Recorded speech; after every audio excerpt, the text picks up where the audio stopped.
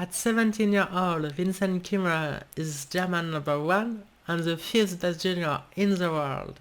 I'm going to show you his 5 most impressive wins. Let's get started with this position against Martirosyan, a very strong grandmaster from Armenia. Rook b4 takes the pawn on c4. So bishop b5 came, and here it seems that white loses his queen because, well, she can go to e5 or to f4, but in both cases black just plays bishop d6 and the queen is trapped. But Vincent had planned a queen sacrifice. Rook takes c7.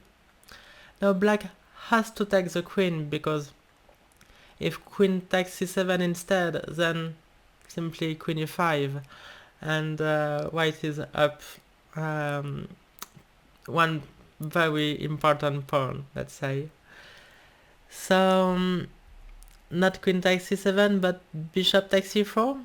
The problem is, after knight takes e4, the rook on c1 now protects the other rook on c7, while the knight attacks the rook on f6. So if queen takes d5, now okay, we could play knight takes f6, but the cutest win is rook to h7 check.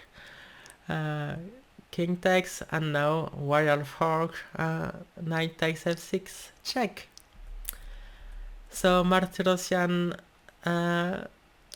played rook to g6 instead, but here we can just stop for a few seconds to evaluate the position. White king is of course much safer than black's, and the material is unbalanced but equal, because white has a rook, a knight, and a pawn for the queen. So basically white is just winning because he has a very powerful attack against black's king for free. And Vincent did win the game. Here he played a very cute move, knight to c5, cutting the queen away from the protection of her bishop. And okay, it was already time to resign, but black played a few more moves and they resigned here. Okay, very impressive win. And number 4 already, Vincent Keymer against Keymer-Giri, and it was played on Chess24 at the Helsinki Masters just a couple months ago. Here Vincent unleashed a powerful and quite obvious move, rook takes f7, but he had to foresee a very nice point a few moves ahead. So rook takes, and black has to take with the king, because otherwise what could they do? If bishop takes c4, then queen takes, and the queen protects the rook, but for instance knight d5, then simply rook to f1 and white is up a pawn, and yeah, has a fantastic position. So if bishop takes f7, obviously we take, and on the next move we can take if we want. Maybe we don't even want to take the exchange. So black has to take with the king, and here white should not take bishop takes e6, because after queen takes, rook f1, knight to f5, only move, because otherwise the queen is lost. Knight to f5, if we take, after king g8, black is up in material, an exchange up, and yeah, white has not enough compensation for it. So instead Vincent played rook to f1 now, knight f5 is forced, as just like before, rook takes f5 check, king to g8, just like before, but now of course we don't take, because then it will just transpose. And here white had to forces this very nice move, knight to g6, with many threats. The most powerful of them and beautiful of them is rook takes f8 check, forcing black to recapture, and after which white has this royal fork. So basically, white is done an exchange, but the attack is overwhelming. Yeah, Anish tried bishop takes c4, queen takes c4 check, king to h7, and here very nice move, queen f7 entering black's position. And yeah, basically there's nothing black can do, you know. His rook on a8 is useless, and yeah, I'd like to say all the other pieces are useless too. So punished defend as he could, but after a few moves it was already force mate here. Queen to g6 check, king g8, knight f7 with two very powerful threats, queen to e8, knight takes h6 check, king h8, the knight comes back with the check, but now the pawn has gone, king to g8, and now do you see how to force a checkmate in 3 moves? Rook to h5, and Anish played rook takes f7, and after queen h7 check, he resigned 1 move before king f8, queen h8 mate. Another very impressive win. And number 3 already. It was the last round of the Grenke Chess Open 2018, and both players, Vincent Keymer, then only 13 years old, and Richard Rapport, already one of the best players in the world, were shared first with 7 out of 8, and they played this game on board 1. And you might think that it's a very wild opposite side castling game, but it's not. Actually, in the game, Vincent castled short, but Richie sacked a piece, and Vincent's king had to run from g8 to find safety, kind of, on a8. And now that the king is more or less safe, black should be winning, and indeed they are. But still, Richie has 3 pawns for the bishop that he sacked. But it's back to move, and Vincent took the pawn on h3. And Richie didn't take back, so I said it's 3 pawns, but it's already only 2. Why did he not take back? Because after h3, then rook takes, obviously, and rook to h2, and here rook to g3, and the attack is overwhelming for only 1 pawn. For instance, we threaten rook takes f3, followed by checkmate on g1. So yeah, this is hopeless. So after bishop takes h3, which he tried to run away with king to g1, but the rook came to g7, and after a few moves here, Vincent could have taken the pawn with the bishop, and okay, it's winning according to the computer, as you can see, but okay, white could, for instance, play knight to f5, attacking the rook. Let's say rook to g5, and now rook g3, and if you take, I take with the queen, and are you sure that you want to play this endgame, you know. For instance, bishop h3, maybe knight to e2, and yeah, it's winning, of course, but you know, who knows? After 5 hours of a very intense game. And anyway, rook takes g2 is deadlier and quicker, and also more beautiful than bishop takes. So Vincent gave the exchange, and now material is more or less equal once more, with a knight and a bishop for a rook and a pawn.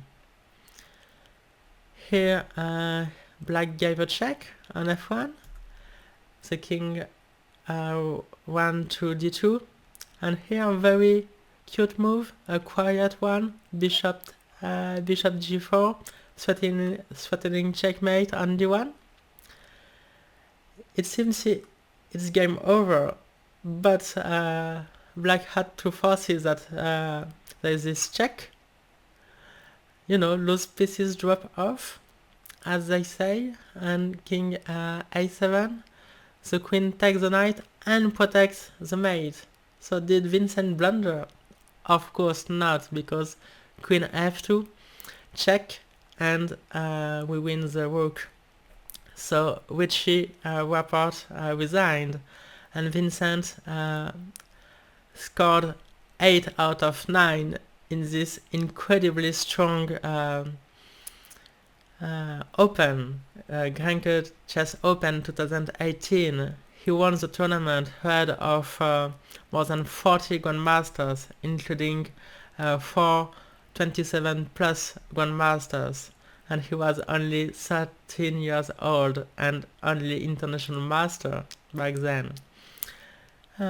This is a tournament where we learn that he was trained by Peter Leko and other go-ahead prodigies. Okay, it's already his second most impressive win. It was 2018 too, against former challenger Boris Gelfand, the legendary Boris Gelfand. So Boris just played rook to d8 here, and what can white do? Because queen e2 is met by rook takes d2, the queen cannot take because she has to protect the knight on a6, so bishop takes, but here material is equal and black is just better, like bishop b6 check, and yeah, white has nothing. But if we don't move the queen, what can we do? Maybe take the rook, but it's not enough, you know. This position with a knight, with a loose knight on a6, white lacks coordination and material, actually. So instead, Vincent took first on b4, a very nice intermezzo.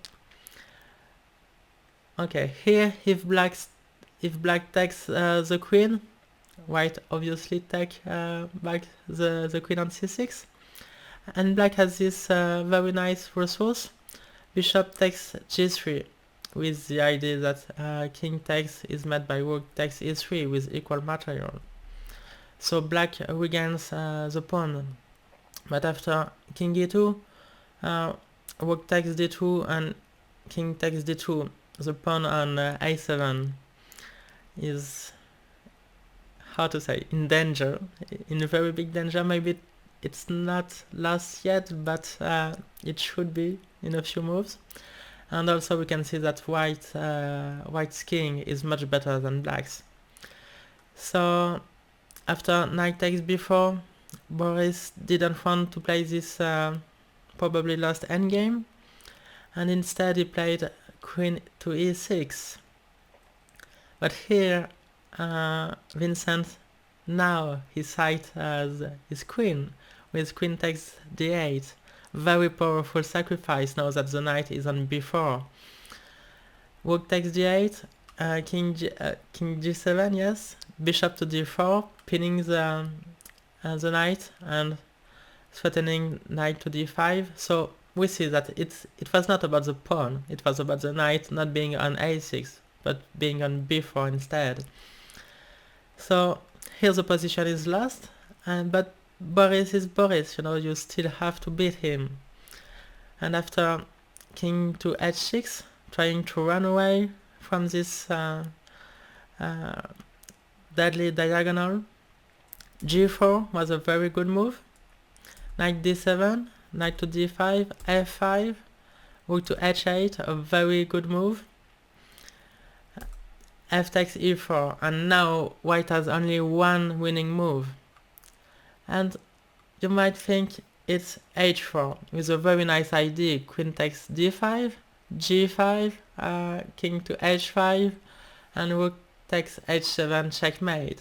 But it's not. Actually, after H4, black has this nice resource, knight to E5, giving the square on G7 for the king to run. So instead, Vincent found the very nice F4 with the same idea to sacrifice the knight, to play G5 and give checkmate, a very cute checkmate. But now black can't play knight to E5 because we just take it. So poor Boris tried knight to F8 to protect H7, and yeah, we should not take, because then queen takes D5 and there is no checkmate anymore, and yeah, black is even better here.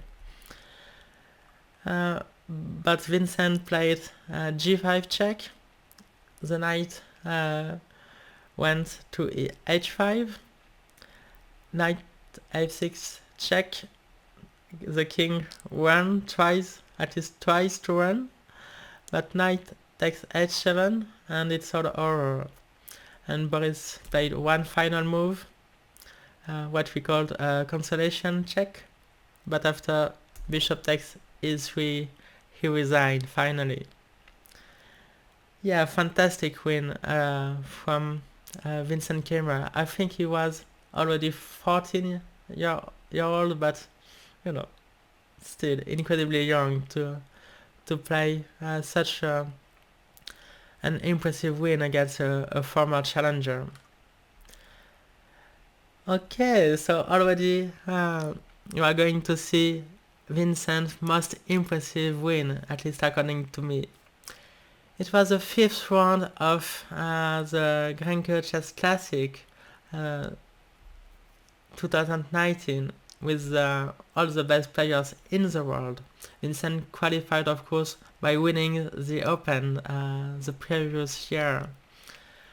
And poor Vincent lost the four first rounds, and in the very first one he was winning against Magnus Carlsen. So he could have been a bit depressed, but in the 5th round against Keymer-Meier, who back then was still a German, now he plays for Uruguay,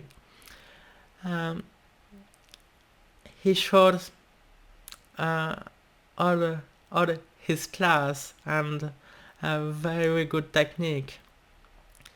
So white is winning in this endgame, but has to find many early moves and calculate very precisely, and also escape a few traps that Georg tried. Okay, first, to win this position we have to bring the queen, which is very badly placed on A8, closer to the action. So we give this check, and the king cannot go to H1, because here we have this cute win, queen to H8, and if black promotes the pawn, then we take on H4, and we will exchange the queens. For instance, king G2, queen to G4, and then we take the pawn, and we promote, and we win. So after queen to B8 check, black has to go to H3.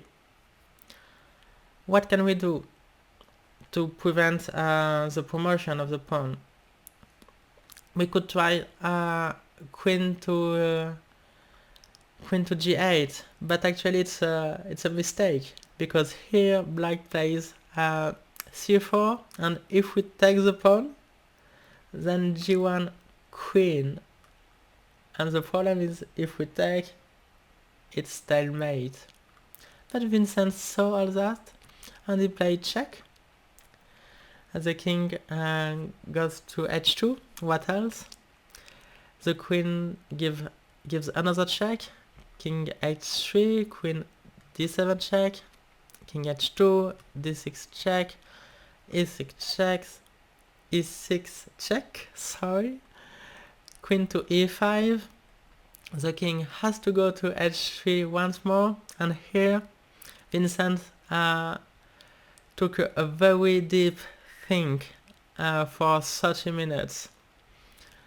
But he saw the win till the end, and the end is far, far away from here. He calculated 16 moves ahead. Very impressive. The first one is queen to e1. Very, very nice idea. Simply preventing the king from going to h2, because then we take the pawn with check. But here Georg played c4, and it seems just like before. We have to take, and g1 queen, and if we take, it's stalemate. So what can we do? After c4 we don't have to take, and Vincent played b4 instead. But then okay, c3, and Vincent moved his king away from the b file for the pawn to go to promotion, and here c2, and okay, if we play b5, then c1 queen, and we take it, and g1 queen, and we take it, and it's stalemate once again. So what did he do? Because it seems c1 queen is forced, but okay, white played queen c1, preventing black from queening. So king h2, and now queen takes c2. The pawn is lost, and black cannot promote his pawn on g2. But they played king h3, check from d3, king h2, queen e2, pinning the pawn once more, king h3, and now we cannot play queen to e1 like before, because there is no pawn for black, so g1 queen once more on the same stalemate. So Vincent gave a check, and king h2, and here queen to f2. So now king to h3 would be met by queen to g1, and after king g3, b5, h3, b6, h2, queen e3 check, and it's all over. For instance, king h4, we give this check, king g3, and b7. So king g3 was forced to protect the pawn on h2, but after king g3, we see there is a problem on this diagonal, is that b7 and b8 will come with check, and yeah, it's just game over with two queens and against one, and white giving check first. It's all over. So for instance, I don't know, here, yeah, basically everything wins. For instance, this is a nice checkmate. Okay, but after queen f2, Georg played h3, so b5, and the king came to h1, and yeah, Georg simply wants to play g1 queen, and if we play queen to f3, then the king goes back. Not, it's very important, not h2, because here it's mate in 2 moves with queen to e4, a very typical move that we see in many problems and studies. Queen to e4, and it's Zugzwang, which is maybe normal between 2 German players to end the game in Zugzwang. Only one legal move for black, king g1, and the queen gives checkmate. So queen f3 is made by king h2. So what can we do? Because g1 queen is a huge threat. But Vincent saw queen to g3. And now, of course, not g1 queen, because then we take the pawn and we exchange the queens. But okay, after queen g3, Georg played h2, threatening to promote the pawn once again. So queen f3, king g1, king e3 check, and here not king h1 because of king e4, like we just saw, but king f1, threatening both promotions. Vincent gave a check, the king went back to g1, and here b6, letting black promote the pawn, which Georg did, and b7. And this is a position that that Vincent had foreseen 16 moves ago in this position, from here to here. Very impressive. And the point is that black has no check and cannot prevent the promotion of the pawn. So Georg tried queen h7, b8 queen, king h1, intending to promote the pawn on g2. And here, okay, I cannot resist to show you this very cute win that Vincent did not play because it's so computerish, but very beautiful. Like in a study, it's queen to a8 that the computer gave, letting black promote the pawn, which seems crazy because now it's 2 queens against 2 queens. But here we simply move the king to give a check, and after queen to g2, we play this very cute queen f1, and it's checkmate on the next move. But okay, there was no need for this. After king h1, Vincent is up a queen, so you know, just pin the pawn and the game is over. Georg gave a few checks, but after king g6 there was no more check and Georg resigned. So it was Vincent's first Super Tournament win. I hope you enjoyed this video. If you did, please press like, and I see you around very soon. Ciao!